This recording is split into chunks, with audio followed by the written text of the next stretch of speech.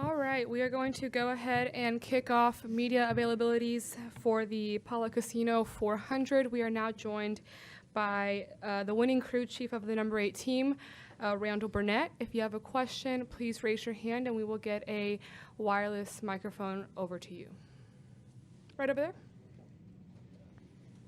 Justin Schuler kicking the tires. That last stop, was that more of adjustment or the clean air that Kyle seemed to pull away from Chastain on? Well, I think it was the first time we really got clean air every time we got up to the front. Today something would happen, caution would come out or whatever, and we'd cycle back a little bit. But I thought the car was really good when he got out there by himself. We pitted right there. The 22 came down and kind of forced a lot of people's hands. We wanted to go a couple more laps. But when we got by the one coming off of 2 there, I didn't want to give them the opportunity to pit a lap earlier and then jump us in that cycle and come out ahead of us. So as soon as we got the lead there at 22, it pitted the lap before, so we just decided to come. And fortunately, we cycled out in front of them and was able to keep that clean air, which certainly helped our car. All right, we'll go to Jeff and then Bob. Jeff Gluck from The Athletic. So you pretty much had the best car here the last 2 years, different drivers. I know setups have changed drastically, but was there anything that you could lean on from what you did last year to try to at least get a baseline for what you did today? No, honestly, over the course of the year, the cars, we've evolved so far with the cars. I think last year when we got here, we might have been a little ahead of the curve or a little more aggressive on things than some guys were the first race. Obviously, it showed when we blew a left rear last year, so we were on the aggressive side of things, and that ended up costing us. We had a really fast car. The setup today was completely different than it was a year ago, and it just shows, how much we've evolved with this car and how much we've learned in a year. Bob. Bob Hockers, Fox Sports. How many races can you win this year with Kyle Busch? I don't know. I hope to be in here a lot more. He's pretty incredible talent, obviously. I think everybody knows that, and blessed to be working with that kind of talent. We've got a great group on that 8 crew. Those guys work their guts out. A lot of talent on that team, and to mix Kyle in with that, and he gets along with all the guys, and everything's been good so far. So I think we've between the Clash and the 150s and in the 500, and now I think we've led laps in every race, or we're at least battling for the lead. We've been there every race so far, and hopefully we don't see an end to that anytime soon. Well, I don't know. I hope not. It's nice to win a race early, especially with us where, really this is our first, intermediate track, as you'd say, right?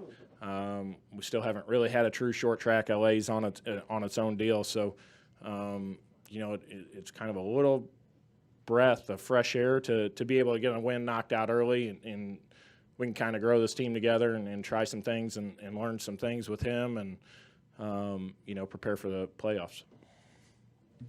Over to Lee.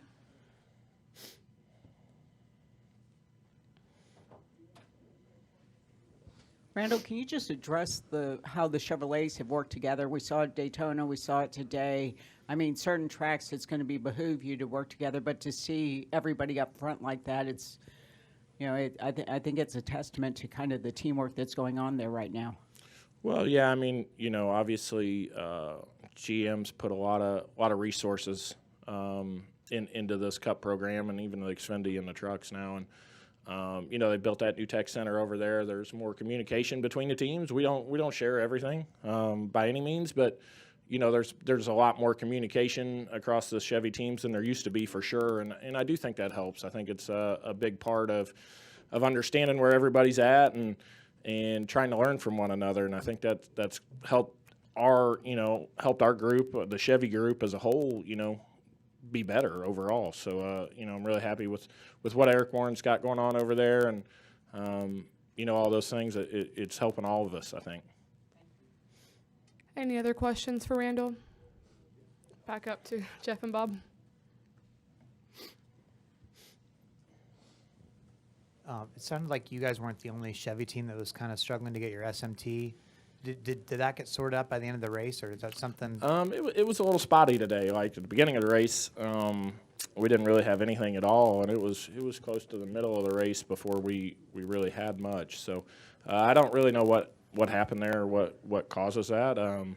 But fortunately, a lot of us have been around long enough. We were here before all that stuff was here, so we kind of went back to how we used to do things and figured it out as we went. So it makes it a little tough. Fortunately, our car was really good today. Kyle was fairly happy with it. We had to make some small adjustments here and there and try to get it a little better, but we didn't need it as much as say you would if you were not running as didn't have the pace, right? So I didn't feel like it affected us a ton today, but yeah, definitely different than what we've seen.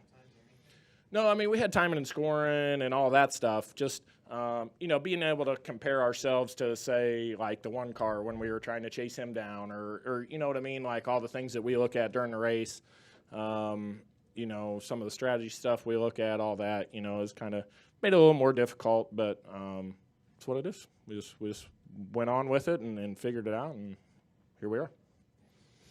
Bob. Bob Pockris, Fox Sports. When Kyle gets a speeding penalty, do you know what you want to say to him? Like, do you know, like, or is there any part of you like, gosh, I don't know how he's going to react to what I'm going to say? Like, so what do I say?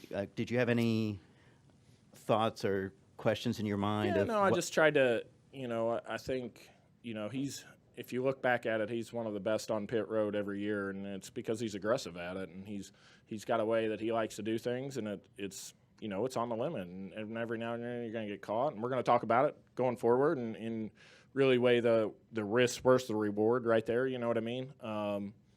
But he gets everything he can all the time, and that's why he's won so many races. He does everything to the limit, and I think that shows, and he's good at that, and you're going to have that. So the best thing we did, like Derek was like, I don't know, like that was our first, real situation. Obviously, we had our penalty last week, and that wasn't as big a deal because we knew we had a stage and all that coming up. So, that this could have been a little more detrimental, obviously, but we just told him to shake it off. He was a little harder on himself more than anything, you know what I mean, because he's a perfectionist, and he wants to get it right and doesn't want to put us in that position. So, we'll look at everything and make adjustments going forward if we need to. We'll go right back there. Steven Stump with FrontStretch.com. Randall, the 8 car dominated this race last year until the flat tire. Does this win feel extra sweet knowing how good of a car you guys had last year? Yeah, that one still stings last year, felt like, we should have probably had our first win with Tyler last year, and I'll take that on my shoulders. I was the one that made the air pressure adjustment and got too aggressive and got too greedy, and it cost us a race. And so you live and you learn. And all my bosses today, Richard, Andy, everybody, make sure you got enough air in the tires. And so we did that this week, and obviously Goodyear, is worked on the tire. Didn't see really any issues today at all. And this place is pretty extreme with as rough as it is, and everything that the tire and the sidewall goes through. So hats off to them to, being able to bring a durable tire for us and let us, test the limits on it. Thank you. Right back there. Justin Schuler kicking the tires again. We've asked a lot of drivers this, so I figured I'd ask from a crew chief's perspective, but will you miss this track? Yeah, absolutely. I even said that in the middle of the race to my guys. I was like, man, on them restarts, it was great. They were 4 and 5 wide and all that, and running all over the racetrack. I love the tracks where you can run the bottom, you can run the middle, you can run the top, and I think it's a great racetrack. And I told my guys, I was like, man, we're going to miss this place when it's gone for sure. So definitely sad it's going. Glad we got the last win here at this track, and I think it's extra special for Kyle because he got his first win as a Cup driver here.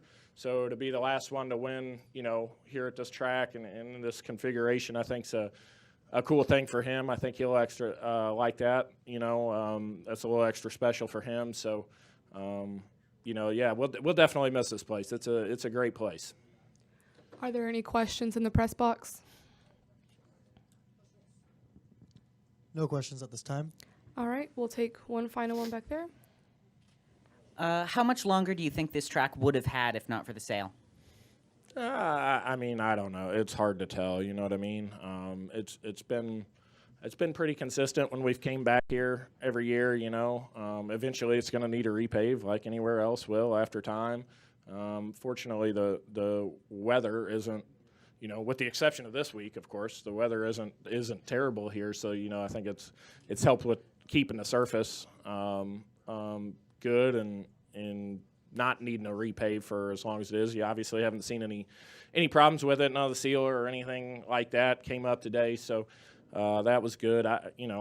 Who knows? I guess it doesn't really matter now. They're going to tear it down starting tomorrow, I think. So. Any final questions? All right. Thank you so much for joining us, and congratulations. Yep. Thank you. Thanks, guys.